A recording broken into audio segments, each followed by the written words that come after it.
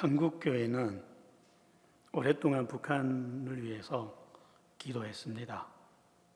작은 무리가 모여서 기도한 것이 아니고요. 7, 80년대부터 시작해서 오랫동안 너무 많은 사람들이 북한을 위해서 기도했습니다.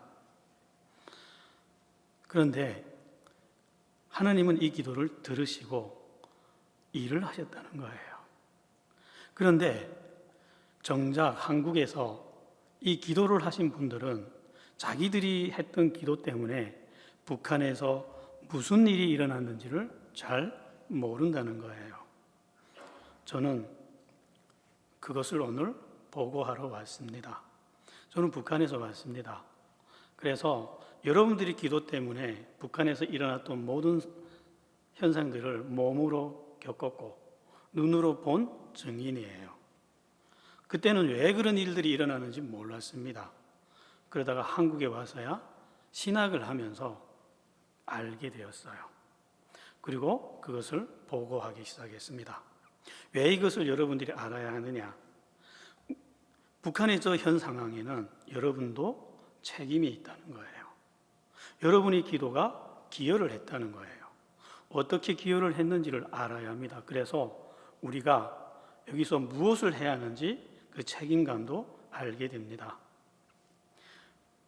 그 기도가 어떻게 응답됐는지 우리 같이 보겠습니다. 6.25 전쟁이 끝난 다음 김일성 정권은 북한 땅에서 가장 시급하고 철저하게 진행한 한 가지 정책이 있었어요. 그것은 북한 땅에 있는 모든 교회를 숙청하는 작업이었어요. 그래서 김일성 정권은 이 작업을 치밀하게 진행해 나갔습니다. 그런데 놀랍게도 이 작업은 굉장히 빠른 시간 안에 완벽하게 성공을 합니다. 그 어떤 나라 독재 국가들도 독재자도 교회 안에서 교회를 숙청하는 일을 시도는 했지만 북한처럼 완벽하게 성공한 나라는 없어요. 러시아도 실패했고 중국도 실패했습니다. 그런데 북한은 완벽에 가까울 정도로 성공했습니다. 그 이유가 뭐냐?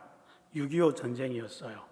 국군이 북한을 점령했을 때 국군이 일시적인 점령을 북한의 지하교회 성도들은 영구 점령으로 착각하고 다 길거리에 나와서 태국기를 들고 환영을 했어요.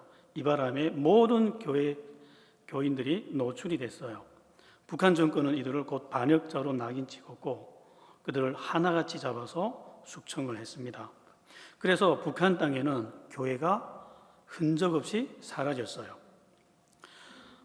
교회가 없는 국가, 성경이 없는 국가, 여러분들은 이런 국가를, 이런 세계를 경험해 본 적이 없습니다. 그렇게 되면 이 땅은 어떻게 변할까요? 놀라운 현상이 나타났어요. 거짓이 왕노릇하기 시작했다는 거예요. 터무니없는 거짓말이 진리로 둔갑하기 시작했는데 아무도 그것이 거짓이라는 걸 분별할 수가 없었어요. 왜? 거짓을 분별하는 기준은 진리인데 진리 자체가 사라지니까 분별 못했어요. 그러다 보니 거짓은 완벽하게 왕노릇하기 시작했다는 거예요. 그러면서 김일성은 교회를 밀어내고 그 자리에 자기가 하나님이 되어가기 시작했습니다. 그 되어가는 과정을 보면 굉장히 치밀했어요. 인간의 지성으로는 차마 흉내내지 못할 정도로 치밀하게 작업했고 성공했습니다. 이렇게 진행이 됐어요. 70년대 들어서 갑자기 북한에는 놀라운 정치 운동이 벌어졌습니다. 갑자기 김일성 절대화 작업이 일어났어요. 그래서 처음 북한 사람들은 김일성의 권력을 절대화하는 줄로만 알았어요. 근데 당시 김일성은 이미 절대적인 권력을 다 가지고 있을 때 갑자기 김일성 절대화 작업이 일어났어요. 한국의 연세이신 분들도 이걸 알 거예요.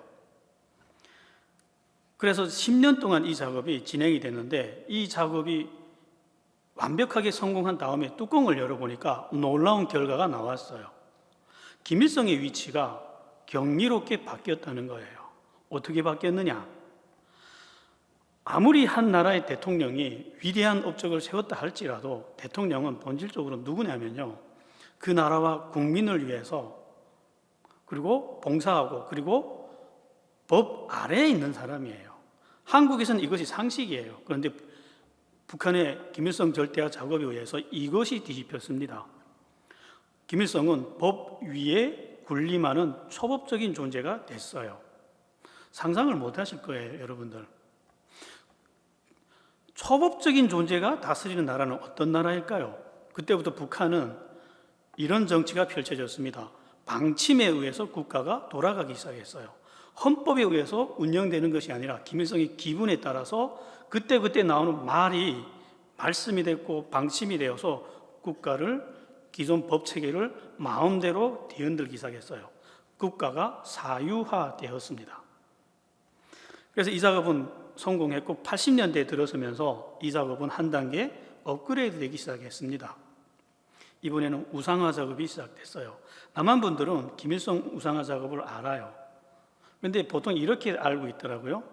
북한에 가는 곳마다 김일성 동상을 세우고 김일성 찬양을 만들고 김일성 찬양하는 영화와 선전물들을 만들어내는 것으로 생각하시더라고요. 외형적인 현상은 맞아요. 그러나 본질은 다른 데 있었습니다. 이미 초법적인 존재가 된 김일성의 위치를 이 우상화 작업에 의해서 한 단계 더 높아지는 것이 핵심 목표였어요. 그러면 초법적인 존재가 어디로 더 올라가느냐? 사람들은 처음에 아무도 그 진위를 간파하지 못했어요. 그런데 이 작업이 대략 10년 동안 진행되다가 또 성공했습니다. 성공했더니 이런 결과가 나왔어요. 김일성은 초법적인 존재로부터 초국가적인 존재가 되었어요. 김일성은 국가 위로 올라갔습니다. 국가 위로 올라간 존재가 어떤 존재냐? 여러분들은 모르실 거예요. 경험 못 해본 세상이니까요. 김일성은 그때부터 더 이상 북한이란 나라와 북한 인민을 위해서 봉사하고 헌신하는 존재가 아니었어요. 거꾸로 북한 인민이 김일성의 영광과 이익을 위해서 봉사하고 헌신하게끔 뒤집었어요. 이것이 80년대 김일성 우상화 작업의 결과였습니다. 그런데 이 작업을 누가 이렇게 주도 면밀하게 계획하고 집행했느냐? 김일성의 아들 김정일이었어요. 김정일은 바보가 아니었습니다. 자기가 만들어 놓는 아버지의 자리가 언젠가는 완벽하게 자기 자리가 된다는 걸 알고 있었어요. 그는.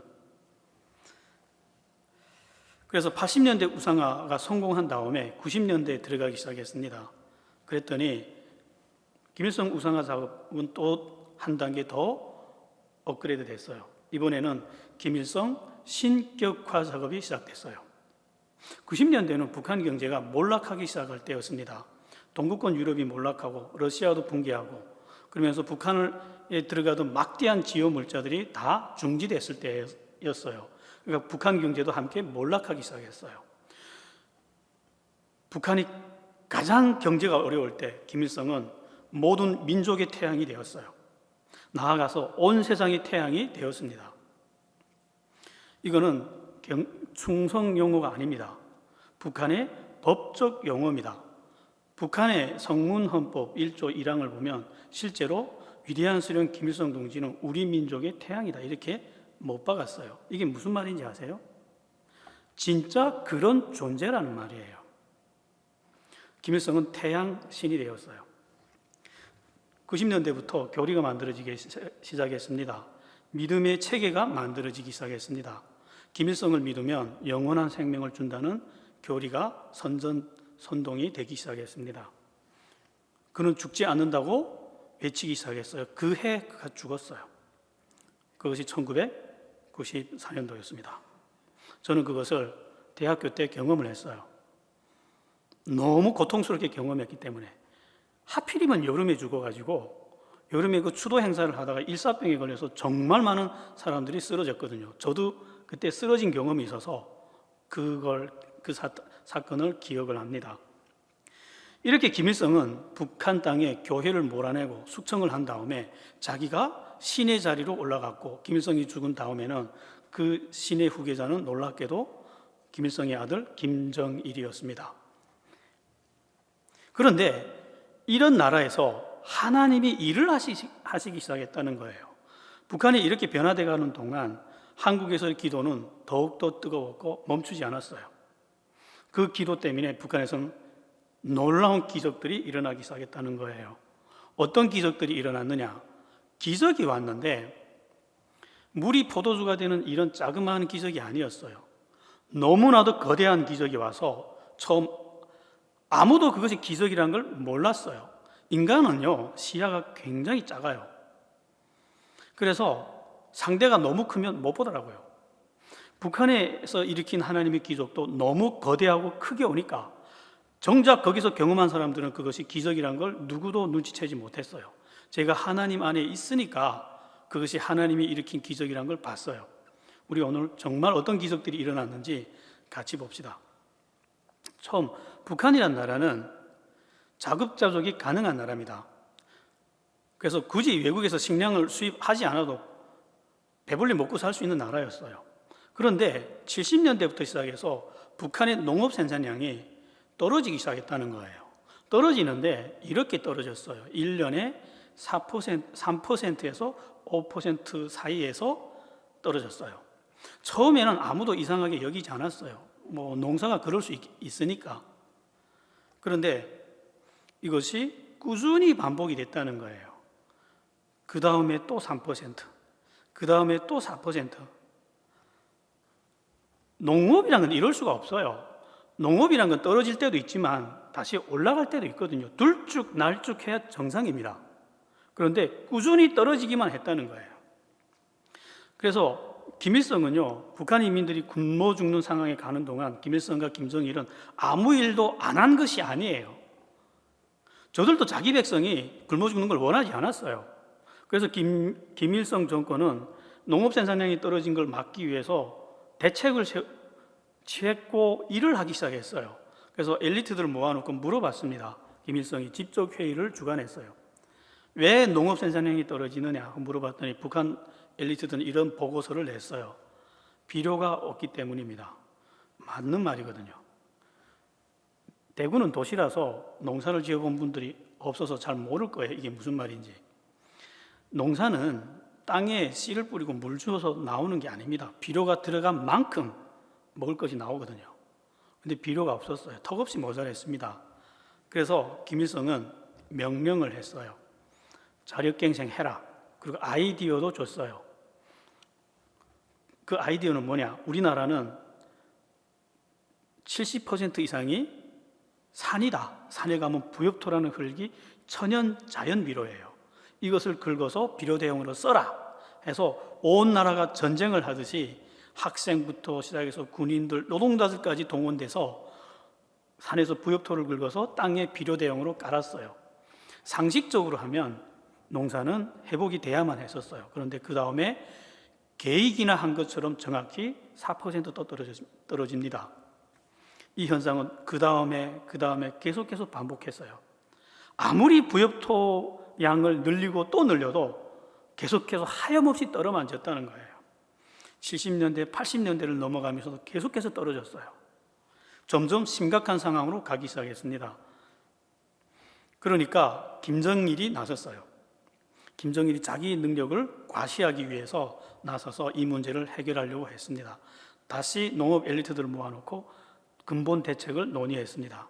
왜 부엽토를 아무리 많이 줘도 이렇게 되느냐 했더니 부엽토만 가지고는 안 됩니다. 더 질 좋은 비료가 있어야 됩니다. 이런 결론이 나왔어요. 그래서 김정일은 이런 아이디어를 냈어요. 어느 날 자고 깨놨더니 김정일 방침이 내려왔어요. 이건 명령이에요. 신의 명령이에요. 어길 수 있는 나라가 아닙니다. 이거는. 이런 명령이 내려왔어요. 공화국 모든 국민은 1년에 인분 1톤씩 생산해서 가까운 농장에 갖다 바쳐라.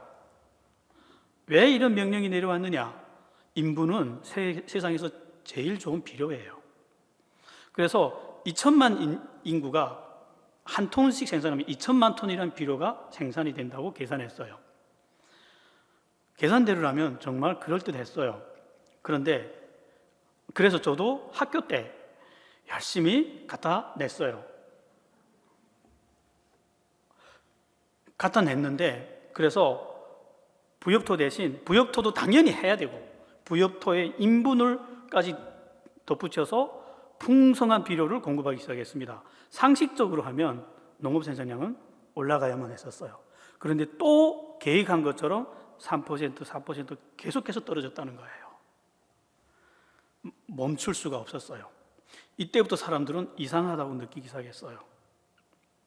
그 다음 점점 위험 수위로 가니까 김정일은 다시 다급하게 회의를 했습니다. 근본 대책 원인이 뭐냐 했더니 근본적인 원인이 이런 것이 나왔어요. 땅이라는 거는요, 영구적인 물건이 아닙니다. 비료를 쓰는 땅은 조금씩 산성화가 되기 때문에 몇 년에 한 번씩 중성화를 시켜야만 합니다. 그런데 북한은 이 땅을 중성화할 수 있는 비료가 없었거든요. 계속해서 농사만 하다 보니까 강산성으로 넘어갔다는 거예요. 그래서 더 이상 농사가 불가능한 땅으로 되어버렸다는 거예요. 김정일은 그 현실을 받아들일 수가 없었어요. 그래서 현지 주도를 다 했습니다. 실제로 현장에 나와서 보니까 정말 그랬거든요. 산성화가 돼서 풀이 못 자랐거든요. 그래서 김정일은 이런 아이디어를 냈어요. 이 사람 머리 좋아요. 굉장한 아이디어를 냈습니다. 땅이 다 썩었어? 좋아. 그럼 통째로 바꾸자. 이런 아이디어를 냈어요. 그래서 자국 깨놨더니 또 이런 명령이 떨어졌어요. 모든 공화국 국민은 가까운 농장으로 가서 땅을 뒤집으라는 거예요. 1m 정도 파서 1m 밑에 있는 땅을 위로 올리고 위에 있는 땅을 밑에서 깔아서 전 국토를 통째 뒤집겠다는 거예요. 했어요. 포크레인으로 한 것이 아니라 삽으로 했습니다. 전 국민이 노동자, 학생, 청년 대학생, 군인들 다 멈추고 저도 학교 때 나가서 땅을 8평 정도 받아서 삽으로 했어요. 저는 청진에서 살면서 했어요. 청진은 그래도 인구 밀집 지역이라서 3년 만에 끝냈습니다. 그렇지 못한 곳에서는 한 5년까지 걸렸다 하더라고요. 그렇게 해서 전 국토를 다 뒤집었어요. 산성화되지 않은 땅이 드러났고 그 위에 부엽토를 깔았고 인분을 깔았어요. 다음에 모든 공화국 국민들은 풍년을 기대했어요. 그런데 정확히 4% 또 떨어졌어요. 그 다음에도 또 3% 떨어집니다. 설명할 수 있을까요? 아무도 그 이유를 지금도 설명 못합니다. 지금도 기적의 연속이에요. 북한의 농업은. 그러다가 제가 한국에 와서 이런 자료를 만났어요. PPT 주십시오. 넘겨주세요. 예, 이게 1970년부터 80년 사이에 한국에 비를 뿌리고 지나간 태풍의 궤적을 그린 태풍 지도입니다. 이거 국가 태풍관리국 홈페이지에서 가져온 자료입니다. 그런데 이 태풍의 궤적을 천천히 보면 이런 것이 보여요. 남태평양 지역에서 태풍이 형성돼서 저 남중국으로 접근하다가 우리 한반도를 지나가요, 이 태풍들이. 근데 태풍의 궤적을 천천히 보면요, 이 태풍이 한 가지 공통점이 있어요. 수많은 태풍들이 북한으로 안 간다는 거예요. 태풍의 궤적을 천천히 보면 제가 이 그림을 보고 비로소 풀리는 것들이 몇 가지가 있었어요. 늘 농사를 지으면요, 물이 없었어요. 그래서 봄에 농사를 땐 바켓으로 심리밖에 가서 물을 길어다가 포기 물을 주면서 농사를 할 수밖에 없었다는 거예요. 그런데 원래 농사는 이렇게 안 한다고 저는 들었어요. 그런데 그래서 그때는 왜 이렇게 물이 없을까? 그것이 이해가 안 됐어요. 옛날 노인들이 말 들어보면 이렇게 바켓으로 물 주면서 농사에 지은 적이 없대요. 근데 왜 이렇게 갑자기 이런 세상이 왔는지 모르겠대요. 근데 이 지도를 보니까 저는 설명이 됐어요. 자, 이 태풍 때문에 북한에서 무슨 일이 일어났냐면요, 태풍이 남한으로 접근하면 이 태풍 자료는 북한으로 전송이 됩니다. 이 태풍 위치는 국가 정치 상관없이 세계 공통으로 주고받는 자료이기 때문에, 그럼 북한은 모든 국토에 있는 댐을 국가가 관리하기 때문에 자동적으로 태풍이 접근하면 댐에 있는 물들을 빼야 돼요. 그래서 태풍이 접근하면 북한에 있는 모든 댐들에서 물을 쫙 빼요. 그럼 태풍이 일본으로 가요. 보시다시피 북한을 에도라 가버려요. 그러면 남한에는 물이 넘치는데 북한에는 물이 없다는 거예요. 여러분들이 이 정도는 상식으로 알고 있을 거예요. 농사라는 게 물 없으면 끝난다는 거. 이 패턴은 10년 동안 반복이 됐어요. 1970년부터 80년까지. 이건 80년부터 90년 사이의 태풍 궤적이에요. 똑같아요. 더 많은 양의 태풍이 발생했지만 북한으로는 단 하나도 가지 않았어요. 그래서 늘 북한에서는 가뭄이 왔어요. 물이 없어서 농사를 짓지 못하는 상황이 왔어요. 이 패턴은 20년이나 반복이 됐습니다. 그리고 이건 90년부터 2000년 사이의 태풍 지도예요. 여전히 태풍이 올라가지 않았어요. 그런데 가운데 녹색선 하나가 올라간 것이 보일 거예요. 이 녹색선이 뭐냐? 옆에 설명이 되어 있거든요. 1999년 8월에 있었던 파울이라는 태풍이었어요. 이 태풍만은 북한으로 갔다는 거예요. 다른 태풍들은 다 북한으로 안 가는데 저 태풍만은 북한으로 간 거예요. 그래서 제가 이 자료를 보다가 왜 이 태풍은 북한으로 갔는지 이해가 되지 않아서 그때 북한의 자료를 좀 꺼내봤어요. 북한에 무슨 일이 있었는지. 놀랍게도 이런 자료가 나왔어요. 김대중 대통령이 북한에서 95년도 이후부터 고난의 행군이 시작돼서 사람들이 굶어 죽어간다는 걸 알고 있었어요. 남한 국민들도 알고 있어서 김대중 대통령님이 뭘 보냈냐면요, 북한에 막대한 식량을 보냈어요. 남한 국민들은 다 이렇게 알고 있더라고요. 왜? TV에서 그렇게밖에 안 보내줬으니까. 그런데 공무원들 보고 물어보십시오. 똑같이 이렇게 말씀해요. 쌀 많이 보냈어. 근데 똑같이 많이 보낸 물건이 또 하나 있대요. 그게 뭐냐? 비료였대요. 김정일이 다 해봤는데 마지막으로 못 해본 것이 비료였거든요. 그러니까 김정일에게는 이런 믿음이 있었나 봐요. 비료만 있으면 농사가 되는데, 근데 비료가 없는데 김대중 대통령님이 뭐 이것저것 주겠다고 하니까 비료를 달라 한 거예요. 비료도 쌀이라고 생각한 거예요. 그래서 비료가 얼마나 많이 들어갔는지 저는 자료는 못 듣고 원산항에서 일하다 온 사람이 말을 들었어요. 그 99년도 그 해 비료가 얼마나 무지막지하게 북한으로 공급이 되는지 미처 하역을 못했대요. 산 같은 배들이 줄 서서 들어왔대요. 그래서 그때 어떤 일이 있었냐면요, 보통 한국에서 쌀 비료 들어오면 껍질에 적십자 표시가 붙어서 와요. 대한민국 하는 적십자 표시가. 이거를 북한 인민들이 보면 안 돼요. 뺏겨서 하얀 자루에 옮겨 담아서 공급을 합니다. 쌀은 인민군대, 비료는 농장에 이렇게 하는데 하도 많이 들어오니까 그냥 다이렉트로 공급했대요. 언제 부리기도 어려운 상황이니까. 그래서 그때 북한 이 마대자루가 들어가서 대한민국이라는 이름이 들어가서 놀라운 일을 합니다. 그때 처음 북한 사람들이 우리 글로 된 외국 제품을 봤거든요. 이건 어느 나라냐 이렇게 된 거예요. 그래서 북한 사람들은 남조선으로 알고 있거든요. 대한민국이라는 국호를 처음 들었거든요. 그때 아는 사람들이 이게 남조선 이름이야. 충격을 받았어요. 왜 어떤 충격을 줬냐면요, 철천지 원수라며 우리 공화국을 말살하기 위해서 눈에 불을 켜고 있다며. 근데 남조선에서 비료가 왔어? 너무나도 큰 충격이었어요. 그러면서 그때 북한 사람들이 마음에 쿵 하고 와닿던 게 이것이었어요. 중국은 우리를 돕지 않는데 철천지 원수라고 했던 남조선이 우리를 돕는구나. 역시 우리 형제구나. 이건 어마어마한 정치적인 일들을 해냈습니다. 그러면서 비료를 그 해는 원 없이 깔았어요. 북한 인민들도요, 올해는 농사가 되기를 간절히 원했어요. 농사가 돼야 훔쳐라도 먹을 거잖아요. 99년도 그 해. 근데 또 태풍이 올라오기 시작한 거예요. 이제 수문을 열면 아무리 비료를 깔아도 의미 없다는 걸 알아요. 그래서 보고가 올라갔어요. 태풍이 올라오는데 댐 문을 열까요 말까요? 김정일은 이렇게 판단했던 것 같아요. 30년을 안 올라왔어요, 태풍이. 그러니까 안 올라오겠지 하고 그 해만은 댐의 문을 열지 마라 했다는 거예요. 그랬더니 태풍이 정통으로 올라갔어요. 그것도 곡창지대로 올라갔어요. 지도를 찬찬히 보면 서쪽으로 올라갑니다. 여러분들 지리를 아시는 분은 대뜸 메시지란 걸 알 거예요. 한국은 동서에 고르게 분포되어 있어요. 곡창지대가. 북한은 서쪽밖에 없어요. 항해벌이. 무슨 일이 일어났을까요? 대홍수가 일어났습니다.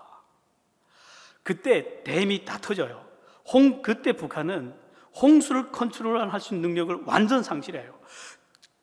저 99년 저 태풍에 너무 혼이 나가지고 북한은 그 이후부터 계속해서 태풍이 올라오면 무조건 대문을 열었대요. 그랬더니 또 어떤 일이 일어났느냐? PPT 주세요. 이거는 2000년부터 2010년 사이 태풍 자료예요. 태풍이 올라가나요? 안 올라가나요? 안 올라가요. 정말 태풍이 이 정도로 치밀하게 계획적으로 비켜가거나 지나갔다는 거예요. 누가 하신 일일까요? 여러분들의 눈에는 이건 누가 한 일처럼 보입니까? 제가 한국에 와서 이렇게 물어보면 초등학생도 이렇게 대답하더라고요. 하나님이 하셨어요. 저는 충격받았어요. 왜 하나님이 이런 일을 하셨냐 하는 거예요. 저는 이렇게 기도했거든요. 북한 사람들이 굶어 죽습니다. 하나님, 이 나라에 먹을 거 많아요. 북한 사람들이 얼어 죽습니다. 이 나라에 버리는 옷만 갖다 줘도 저 나라 사람들이 입고도 남습니다. 하나님, 이거 좀 갖다 줍시다. 저는 늘 이렇게 기도했어요. 그런데 하나님이 저희 눈을 열어서 보여준 건 이런 것이었어요. 저는 믿을 수가 없었어요. 그래서 덮었어요. 하나님이 이것 때문에 북한에서 300만 명이 굶어 죽는 대아사 사태가 일어납니다. 어떻게 농사를 합니까? 하늘에서 정확히 철을 따라 비를 안 주는데 무슨 수로 인간이 농사를 짓습니까? 그래서 좀 덮었어요. 믿을 수가 없었습니다. 그랬더니 하나님 이런 은혜를 주시더라고요. 성경을 읽는데 레위기 26장, 신명기 28장에는 이런 하나님의 약속이 기록되어 있어요. 너희가 내 말을 잘 들으면, 내 말에 순종하면 내가 복을 줄게 하고 그 축복의 목록을 기록했어요. 그리고 그 다음에 반대로 너희가 내 명령을 거역하고 우상을 따라가면 내가 이 모든 축복을 뒤집어서 저주와 재앙을 내리겠다고 약속했고 기록을 했습니다. 그런데 그 재앙의 목록들을 읽어보다가 제가 너무 놀랐는 게 거기에 기록된 재앙의 목록들이 다 북한 땅에 문자 그대로 나타났다는 거예요. 몇 가지만 소개하겠습니다. 시간이 없기 때문에 1단계 재앙으로 이렇게 약속을 했어요. 하나님이 내가 너희들에게 각종 재앙을 내리는데 질병을 퍼붓겠다 이렇게 약속했어요. 90년대 초 북한에는 갑자기 전염병들이 나타나기 시작했습니다. 사람들은 제가 이렇게 말하면 원래 북한은 전염병이 많은 나라가 아닌가? 이렇게 생각할 거예요. 아니요. 북한의 의학은 남한의 의학보다 어떤 면에서는 뒤떨어지지 않았어요. 왜냐? 의료 시스템이 다르기 때문에. 남한 의료는 병이 들면 고치는 쪽으로 발달했어요. 근데 북한 의학은 무상치료제이기 때문에 잘 고쳐봐야 이익이 없어요. 그래서 예방의학으로 갔어요. 그래서 예방 시스템은 세계 최고였어요. 제가 시간이 안 돼서 말씀을 못하는데 아무튼 안에 들어가 보면 제가 한국에 와서 한국의 예방 시스템이 이 정도로 낙후했다는 것을 여러 번 놀랐어요. 제가 북한에 비교해 보면. 그래서 실제로 북한의 80년대부터 시작해서 유행성 전염병은 완벽히 사라진 나라가 됐어요. 그런데 90년대부터 시작해서 갑자기 북한 땅에 콜레라라는 전염병이 돌기 시작했어요. 청진에서 대학교 문을 다 닫았어요. 그래서 기억합니다. 정말 많은 사람들이 죽었어요. 근데 콜레라가 지나가는 지금 이 코로나는요 비교가 안 됐어요. 콜레라가 지나가면서 정말 많은 사람이 죽은 다음에 그 후 사람들에게 전염병들이 파도처럼 들어오기 시작했다는 거예요. 파라티푸스 들어왔고 이것이 지나간 다음에 홍역이 지나갔고 악성계질, 장티푸스 정말 많은 전염병들이 파도처럼 끝도 없이 들어왔어요. 그리고 또 레위기에 보면 하나님이 이렇게 약속을 했습니다. 하늘은 철과 같이 되고 땅은 놋과 같이 될 것이다. 무슨 말씀이냐면요, 내가 하늘에서 비를 안 주고 땅은 철판처럼 만들어서 농사가 안 되게 하겠다는 말씀이에요. 약속대로 됐죠. 그리고 너희를 미워하는 자가 너희를 다스리게 될 거야. 김일성 일가가 북한 사람들을 사랑하지 않는다는 것은 이제 온 세상이 다 아는 비밀이 아닙니다. 그런데 이게 1단계 재앙이었어요. 이렇게 했는데도 너희가 이 경고를 무시하고 돌이키지 않는다면 이보다 7배 더 두려운 재앙을 내리겠다고 약속이 되어 있어요. 그 7배 더 두려운 2단계 재앙은 뭐냐? 너희가 의지하는 양식을 끊어버릴 것이다. 실제로 북한은 94년도에 김일성이 죽던 해 북한의 농업 생산량이 어디까지 떨어졌냐면 제로 상황까지 떨어졌어요. 저는 그것을 눈으로 봤어요. 논밭에 들어가서 벼를 훑었는데 쌀알이 하나도 없더라고요. 그해 그 배고픈 북한 사람들이 추수를 안 했어요. 그냥 땅에서 갈아버렸어요. 추수할 게 없으니까. 그리고 95년도부터 배급 시스템이 붕괴를 했어요. 그리고 고난의 행군이 시작되면서 300만 명이 굶어 죽었습니다. 말씀 그대로 의지하는 양식을 철저하게 끊어버렸어요. 그리고 끔찍한 흉년이 계속되게 할 것이다. 하나님의 약속입니다. 지금 북한은요, 지금도 흉년은 현재 진행형이에요. 여러분, 어떤 세계사를 배우면서 어느 나라 농업 역사가 수십 년 동안 아래로만 떨어지다가 밑에서 평행선을 달리는 나라를 본 적이 있습니까? 거의 50년 동안. 이건 기적 아닌가요?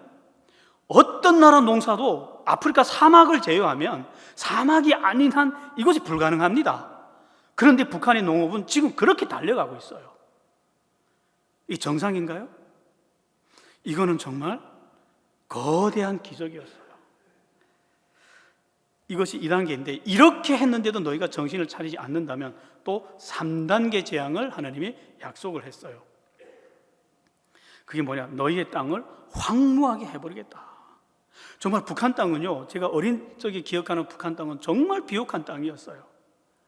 그런데 지금은 가서 눈으로 봐도 표가 날 정도로 황무한 땅이 돼버렸어요. 이 외에도 굉장히 많습니다.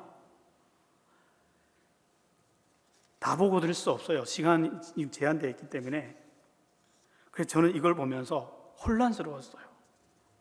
왜 이러실까? 왜 하나님은, 나만의 하나님은 좋으신 하나님이신데 왜 북한의 하나님은 이렇게 무서운 하나님이실까? 하고 기도했더니 하나님이 이런 이유를 말씀해 주시더라고요. 그건 이런 것이었어요. 하나님이 가장 용납하지 못하는 우상은 이런 것입니다. 하나님이 하신 영광을 우상하게 두리기 시작하면 그때는 하나님이 못 참아요. 근데 북한 사람들은 어떻게 김일성을 숭배했냐면요, 이렇게 숭배했어요. 김일성이 우리에게 먹을 것과 입을 것을 준다고 믿었어요. 그래서 김일성이 신이 되어가는 그 과정을 저항을 하지 않았고 오히려 열광했고 기뻐했어요. 왜? 김일성이 우리에게 이 밥에 돼지고기국을 먹는 세상을 만들어준다고 믿었기 때문에.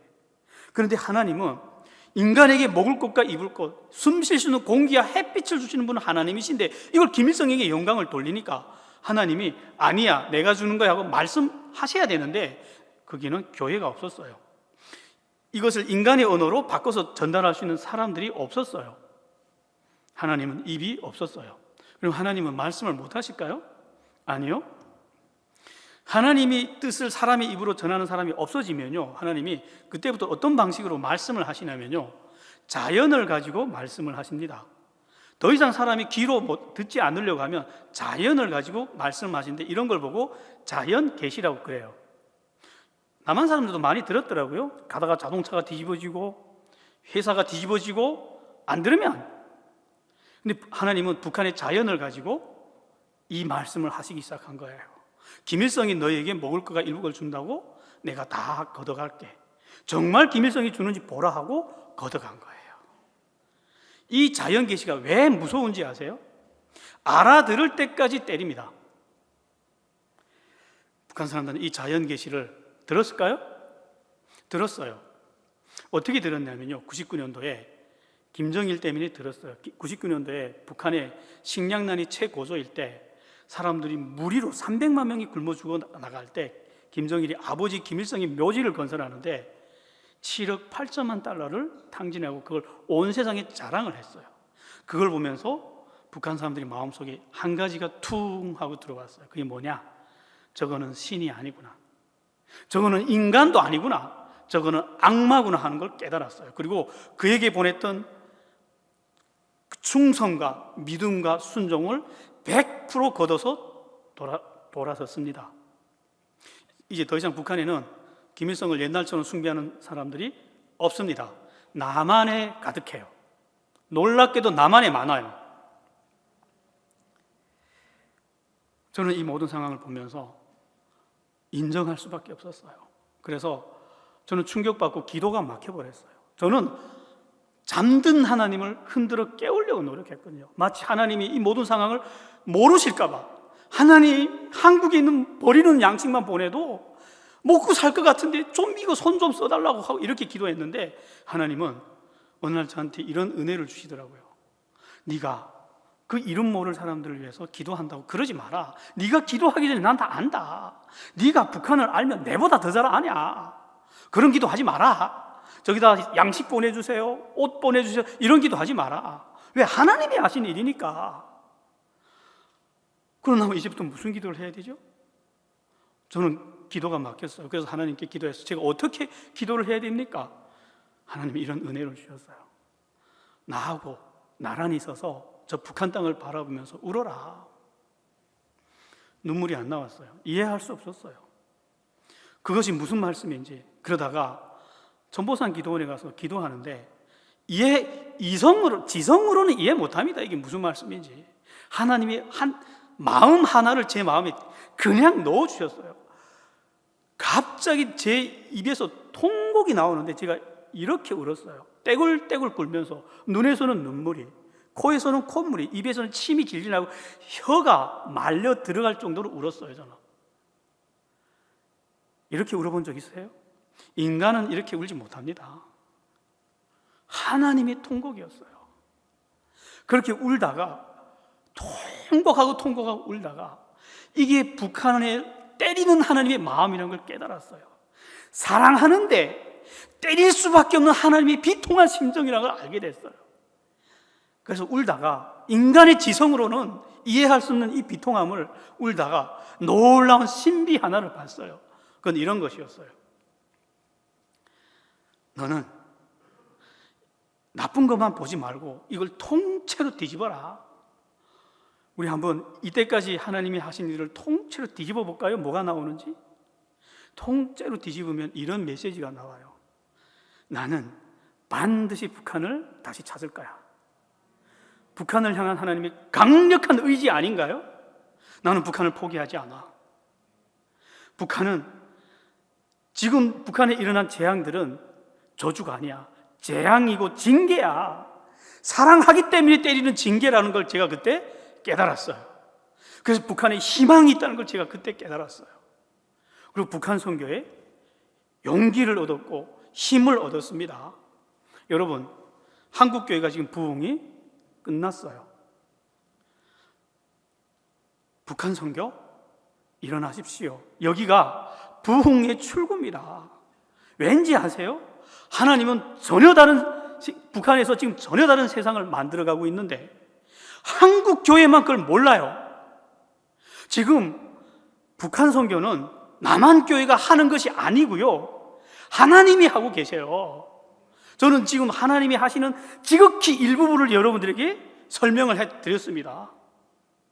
하나님이 좀 얼마나 놀랍게 북한에서 일을 하시는지 그걸 한국 교회가 모르고 있어요. 그래서 잠들어 있다고요. 정말 하나님이 눈물을 쏟으면서 열정을 쏟으면서 일하고 계시는 곳은 북한인데 정작 한국교회가 그 일에 발벗고 나서지 않으니까 다 인간의 인본주의적 방식으로 내 생각대로 이렇게 하면 하나님이 좋아하겠지, 무턱대고 선한 일을 하면 좋아하겠지, 이런 방식으로 일을 하니까 어떻게 은혜가 임합니까? 북한 선교 한국교회가 안 해도 하나님은 뜻을 이루십니다. 왜? 하나님이 뜻이기 때문에 그래요. 이건 한국교회 뜻이 아닙니다. 그러나 한국교회가 이 일에 쓰임을 받기 시작한다면 한국교회 때문에 우리 민족은 통일이 은혜로 올 거예요. 그때 우리 민족은 길이길이 이렇게 기억하게 될 거예요. 우리나라의 평화로운 통일은 한국교회가 만들었다고. 그런 교회로 쓰임 받았으면 좋겠습니다. 같이 기도할까요? 북한을 더 이상 이념의 잣대로, 인간의 지식의 잣대로 보지 말고 하나님의 마음으로 우리가 보게 해달라고, 그래서 오늘 이 중에 담은 한두 명이라도 하나님의 이 마음을 느끼게 해달라고. 그래서 그 사람을 통로로 해서 이 안에 북한을 향한 하나님의 마음이 이 교회 안에 흘러들어오게 해달라고. 이 교회가 그런 하나님 앞에서 깨어 일어나게 해달라고. 우리 같이 기도할까요? 기도합시다.